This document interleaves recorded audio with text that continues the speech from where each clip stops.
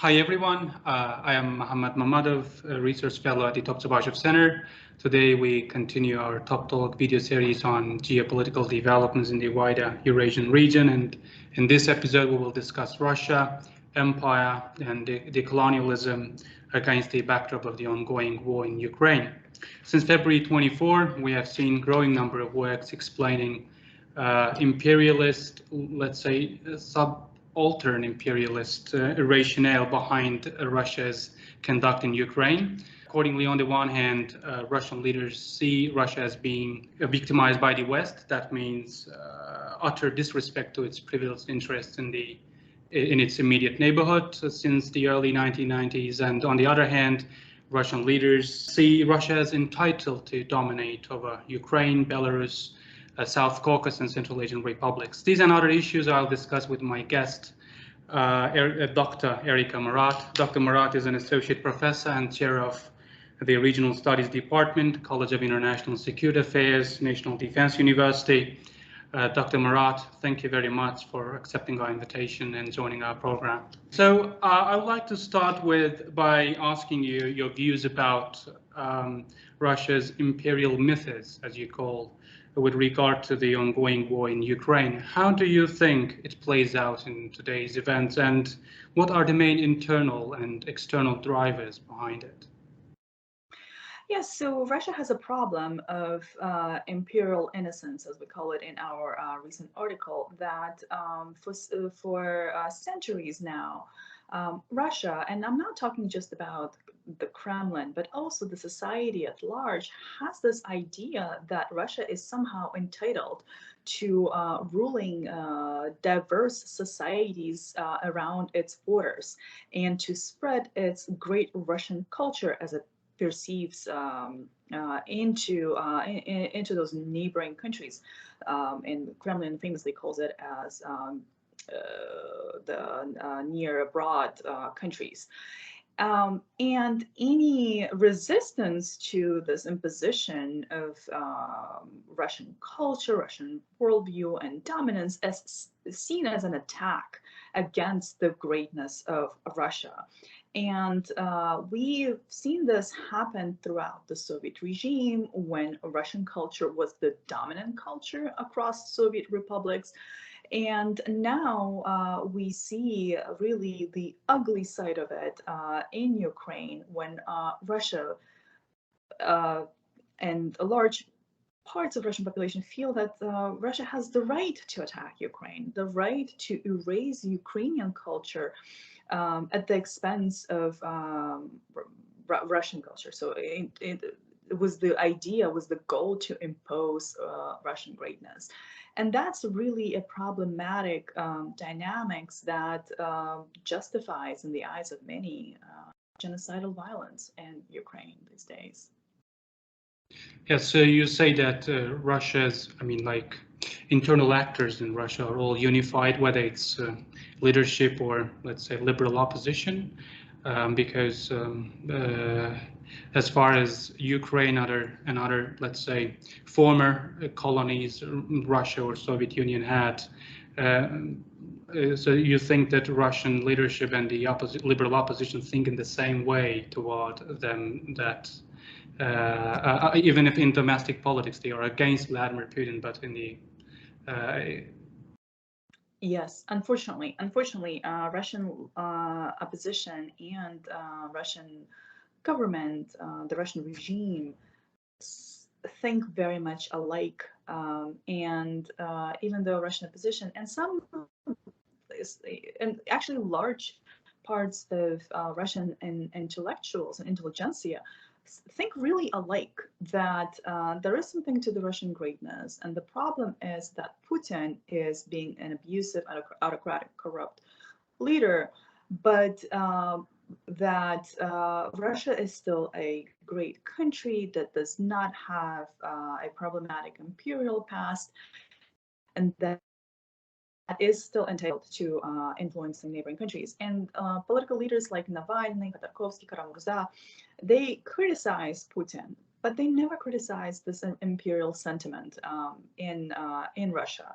because for them, whether they realize it or not, criticizing the imperial identity of Russia, the problematic imperial identity that was never examined after the collapse of the Soviet regime, will alienate large parts of population in Russia. Because again, the population also has this sentiment that Russia is both a victim and a victim of Western animosity, Western expansion, and therefore it can also victimize other countries where it feels that it again has the entitlement over over political and cultural development.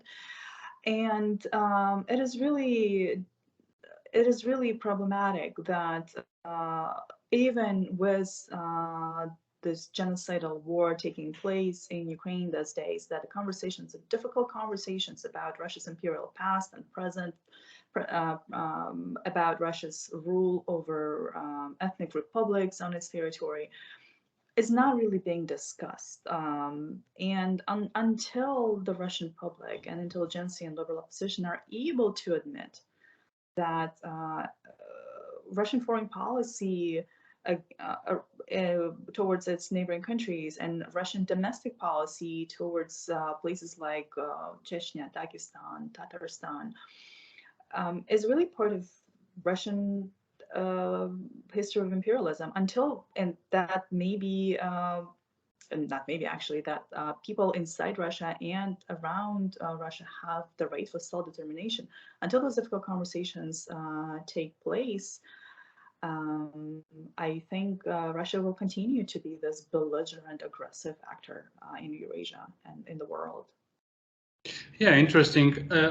What's I think more interesting is what kind of a role the West plays in all this, because some people argue that the West soft, or let's say Russia first, or let's say this prioritizing security in relation with Russia in the post-Cold War years fed into Russia's imperial ambitions in the region.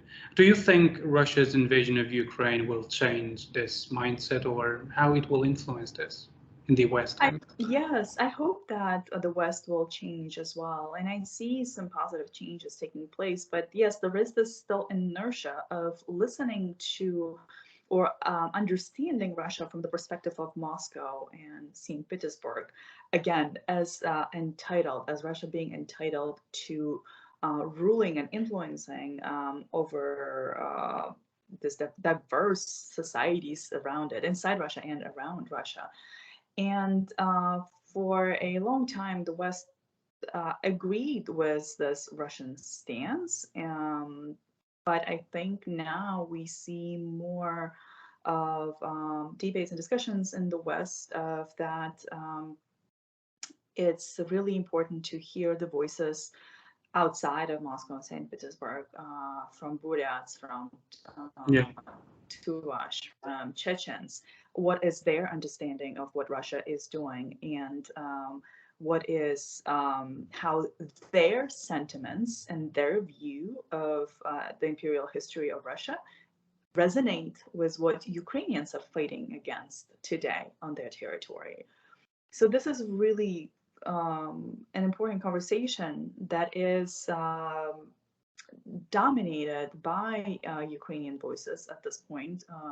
And I hope, yes, I hope that many Western policymakers and academics will change their perspectives and will understand that Russia is not all about the metropole, the Moscow and Kremlin's idea of what Russia is, but it's important to understand Russia from the perspective on non-Russians within Russia, and also maybe suppressed Russians in places like Siberia.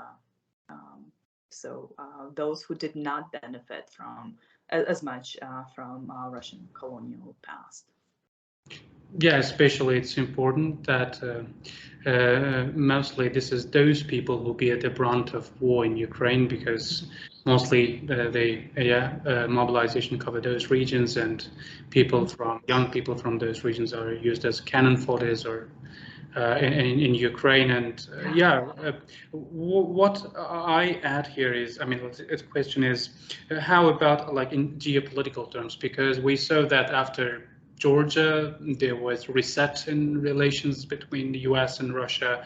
After 2014, we saw there were not that much qualified change in the West's approach to Russia. Against the Russia first approach dominated the relations. How about now? Now Ukraine war, I mean, Russia's aggression against Ukraine has not yet ended. We still have some uncertainty. We don't know how it will end up. But how do you see, can we see another round of, I don't know, any business as usual, let's say, relations between the West and Russia again, or this is the end and there should be something totally new and I don't know. I mean, what's the main question is in Russia studies, one of the mostly discussed questions is that the possibility of the creation of a European, greater Europe from Lisbon to Vladivostok, yeah, that comes from Gorbachev and stuff. It always goes from one spectrum to other. So how you think this time it will evolve and where Russia will stand in its relations with the West? Yeah, it will take a long time for Russia to understand, really. And I'm talking about Russian society in general, to understand what it actually did in Ukraine, and hopefully one day take responsibility and feel the collective responsibility over this enormous suffering that Russia as a society and as a government imposed on Ukraine. And until that happens, Russia, national, let alone Western community, until Russia is able to assume responsibility, until it's able to give voices to all the suppressed people on its territory, and who knows, remain as a federal system or maybe break apart into smaller units. We don't know. There are many different scenarios. It's really, the future is uncertain.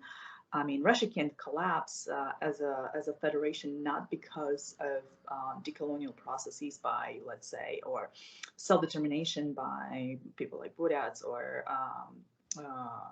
Chuvash, but it may collapse because of poor governance and economic disintegration. So there's so many ways that Russia as a state will go through significant transformations.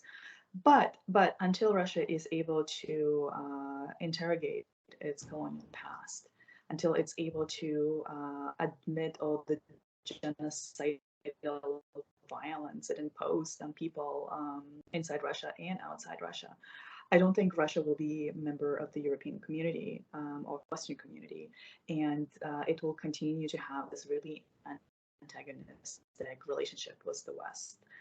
So, and from the Western perspective, I think the mainstream Western political discourse is that if we allow Russia to win today and Ukraine succumb to Russian violence, then this is it. This is the end of the liberal international order. And if Ukraine falls, that means that any other country or countries like China, Turkey, Iran will be willing to invade neighboring territories. So Ukraine is really fighting at this point for the international liberal order and not just for its own territorial integrity. Yeah, talking about the West, I would like to also ask you about how do you think about this power hierarchies in knowledge production, because that really affects the attitude towards Russia's aggression, and what kind of changes can we see in this regard after the war in Ukraine? Because, yeah, again, knowledge production is very important. And again, those people who are from the, let's say, former Soviet republics are not that well represented. And surely it affects, for example, till I think the start of the war, there was some view that, for example, when people from the region were talking about, okay, Russia is imperialist, aggressive, and do something, but it was accepted in the West as if you're like these people are like paranoid or stuff. But again, it was mostly in the West, those streams were dominating the agenda that there should be some pragmatic approach to Russian interest. It should be respect and stuff. So how you think that, can there be any change in this regard, knowledge, like power production? I mean, sorry, power hierarchy. Yeah, I think that the war in Ukraine put an end to the debate, frankly, useless debate on whether Russia is a colonial power or not, and whether Soviet regime was a colonial empire or some kind of this benevolent affirmative action empire that brought civilization and modernity. So at this point, I think the debate is over. Soviet regime was a brutal force against its people. It erased cultures, engaged in genocides, famine, and today's Russia continues to use some of the Soviet tools of violence to suppress dissent domestically, and also to that change of understanding of the Soviet regime, the legacies of the Soviet regime, and today's Russia. I think more and more scholars come to realize that it is important to understand Russia not from the perspective of Russia, but to hear voices from Ukraine, from South Caucasus, from Central Asia, and to write history, great understanding of the impact of Russia and Russian aggression from the perspective of non-Russians. And when we look at that perspective, we also then understand that neighboring countries have their agency. They have the agency and they have the right to choose their own foreign policy. They don't have to be under the Russian influence or align with Russia. They have the right to be democratic, to align with the West or other countries, just like Ukraine did, and refocus from from being so charmed by Russia, and that we see this tendency in Russian studies in general, the centrality of Russia in understanding Eurasia and Eastern Europe. So refocus from that to understanding the complex dynamics that are taking place in countries that were formerly occupied by the Soviet regime. Exactly, yeah.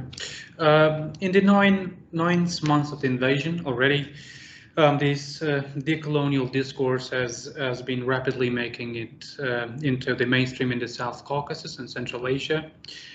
Could you please elaborate on it and how it is played out in these countries, and what are the main implications for the future of Russia's relations with these countries? Yeah, so I call it the real fight for independence right now, because we're finally separating ourselves from the Soviet past and seeing ourselves for who we are. And those discussions have been ongoing among narrow academic and civil society groups, refocusing from what the Soviet propaganda imposed on us to what is it that we lost as a result of Soviet occupation. Who are we today? How can we distance ourselves from dependence from Russia? How can we rewrite our histories from non-Soviet perspective, non-Russian perspective? And so those conversations have been taking place in narrow circles, but now they really entered the mainstream discussions, and more people, so journalists, political figures, they now call it as it is, that Russia is a brutal country with really a history of unexamined imperial ambition.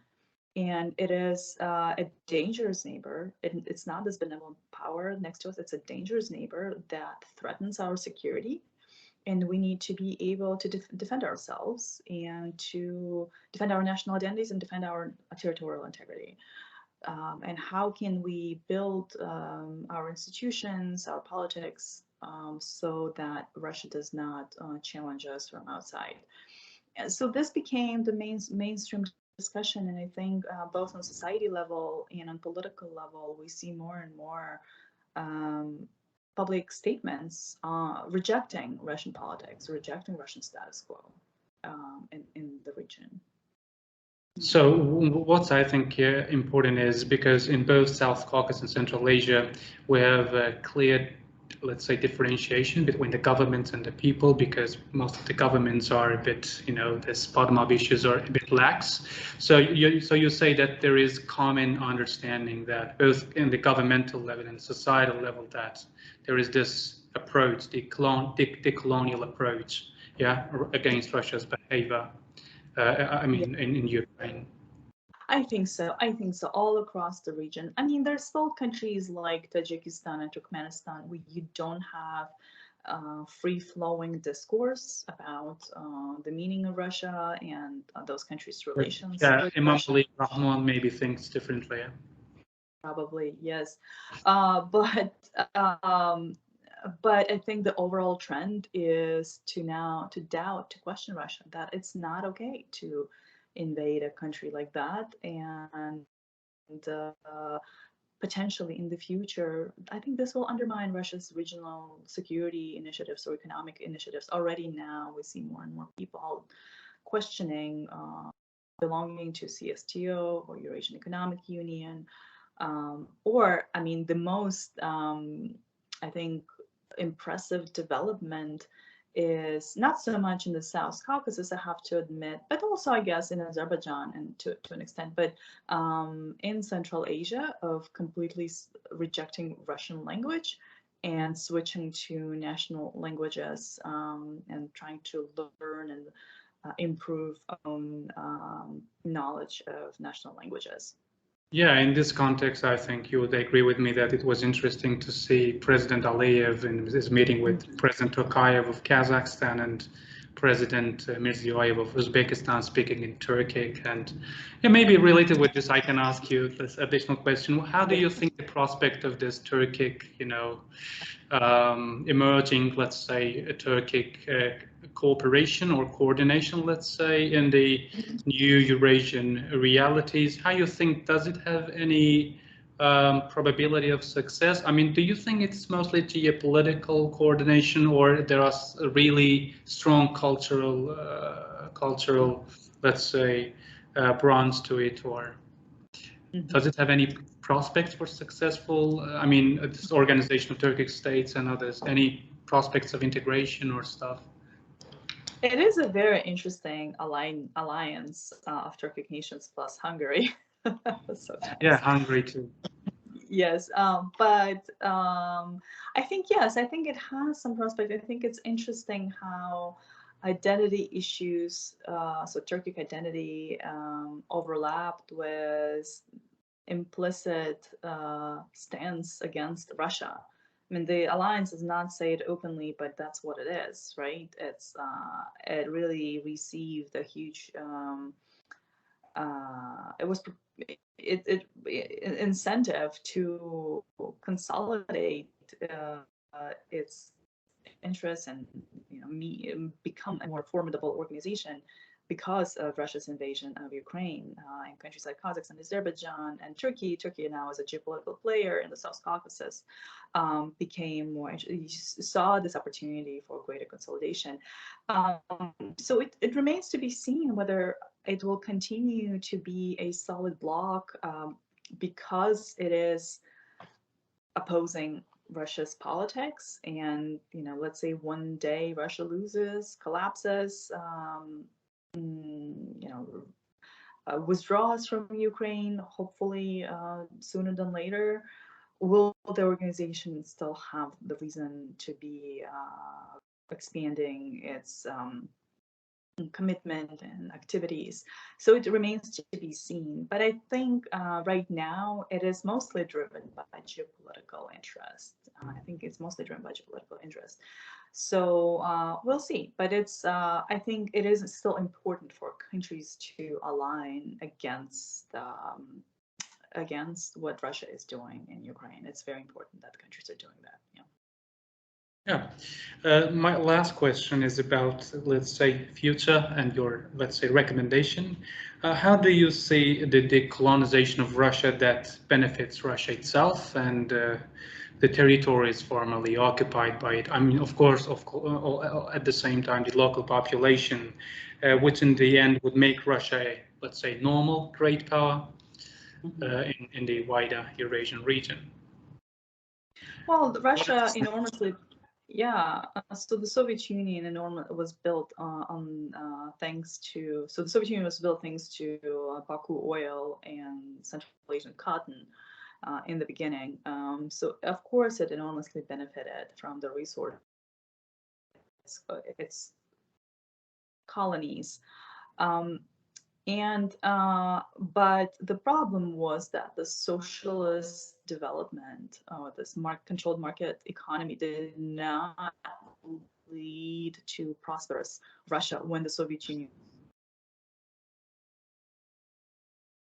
Can you hear me? Sorry, I think the connection was lost there. Yeah, but when Russia lost its territories, unlike France and unlike UK or even Spain, that also lost their territories, but emerged as as wealthier after their colonial experience, Russia ended being impoverished. So socialism did not bring the same results as Western colonialism in Africa and South Asia, Latin America. So for that, Russia denies it being colonial power and sees itself as a victim somehow of the Soviet collapse. And that complicates discussions inside Russia. But of course, Russia benefited and continues to benefit from energy resources in Yakutia and Siberia, and resources from its currently occupying territories as well. Yeah, my main question is how you see this decolonization. I mean, this is your scenario, that in that case Russia is decolonized, but I mean in a way that it benefits both Russia itself and at the same time the countries formerly controlled by it. How you see that scenario? What Russia should or maybe West do for that? Yeah, ideally, so ideal scenario I think for Russia is to create a strong and equal federative system on its territory, but that requires democratization. That requires Russia to become more open to political competition, free and fair elections, building institutions, checks and balances. And until Russia is able to do that, it will continue to suppress voices inside Russia and outside Russia. But it's really important to allow groups from across Russia and historians and activists from across Russia to speak out, to tell their story, to reprocess their own history. Circassians, Chechens, Tatars, they all have the right to reprocess their history of colonialism from their perspective. And then based on this really complicated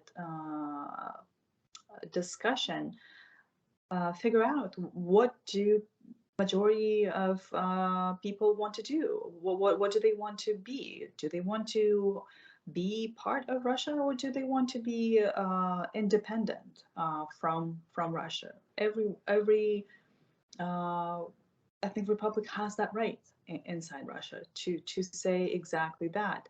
And decolonial process does not mean it does not mean collapse of Russia. Decolonial process means listening and giving a fair chance for everyone in Russia to speak out, not just Moscow and St. Petersburg. So it's an inherently, it can be a really uniting process. It can be healing process for Russia.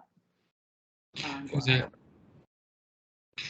Dr. Marat, thank you very much for a very insightful discussion, and I hope we'll see you again in our platform in the very nearest future. Thank you, Mohammed, so much for inviting me. It was my pleasure to be here with you.